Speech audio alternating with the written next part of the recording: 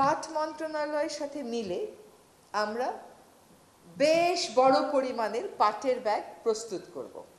এই পাটের ব্যাগটা আমরা সাপ্লাই দিব সাবসিডাইজড প্রাইসে, যাতে করে 40 টাকা দিয়ে একটা পাটের ব্যাগ কিনতে যে ক্রেতা যখন চিন্তা করে সেই চিন্তা থেকে সে সরে আসতে পারে। যে এটার উপর একটা নিষেধাজ্ঞা দেওয়া উচিত। বড় পানির বোতল চলুক, সেখান থেকে মানুষ তার প্রয়োজন মতন ঢেলে নেবে। সবসময় অনেক বড় জনসমাবেশে হয়তো আমরা বিকল্প ব্যবস্থা নাও করতে পারি, কিন্তু এতটুকুন 250 আর 500 গ্রামের যে বোতলগুলো দেয় ওগুলো খুলে একটু করে নেন, অর্ধেকটা পানি ফেলে রেখে আধা খোলা বোতল রেখে দিয়ে চলে আসেন। যেটুকুন পানি নেন ওটুকুন হয়তো ওটুকুন খেলেন বা খেলেন না, বা খুলে এক চুমুক খেয়ে বাকিটা খেলেন না।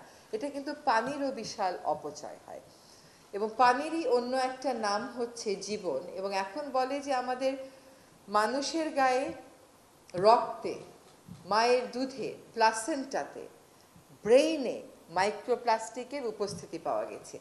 এখন বিজ্ঞানীরা দেখবার চেষ্টা করছেন যে ব্রেইনে মাইক্রোপ্লাস্টিকের উপস্থিতি সেখানে রক্ত প্রবাহে বাধার সৃষ্টি করবে কিনা। এখন অনেক তো ট্রলিং হলো, অনেক কিছু হলো, এটা হবে, এটা একটা গ্রুপ থাকবে। আমাদের তো পলিটিক্যালি মারাত্মকভাবে ডিভাইডেড সোসাইটি, ভালো কাজ করলেও আপনাকে এসব কথা শুনতে হবে। এখন কথা হচ্ছে যে কেন সব কিছু বাদ দিয়ে পলিথিন? এটা অবশ্যই একটা গুরুত্বপূর্ণ বিষয়, এবং এটা যখন আপনার রক্তে ঢুকে যায়, আপনার লিভারে পাওয়া যায়, আপনার ব্রেইনে পাওয়া যায়, নবজাতকের যে দুধ সে খাবে, মায়ের দুধ যেটাকে সবচেয়ে নিরাপদ ভাবা হতো সেখানে পাওয়া যায়, তখন এটাকে গুরুত্বপূর্ণ মনে না করার তো কোনো কারণ নেই। আমি প্রথমে ধন্যবাদ জানাই যে আমাদের এই নিষেধাজ্ঞাটা বাস্তবায়নে বাংলাদেশের সুপার মার্কেটগুলো একটা অনেক বড় ভূমিকা রেখেছে। তারা সরকারের এই উদ্যোগকে সাধুবাদ জানিয়েছে।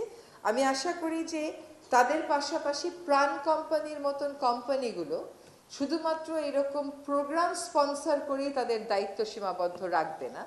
তাদের যে প্লাস্টিকের মোড়ক আছে, তাদের যে পানির বোতল আছে, ছোট ছোট সসের প্যাকেট আছে, সেখান থেকেও তারা সরে আসবেন।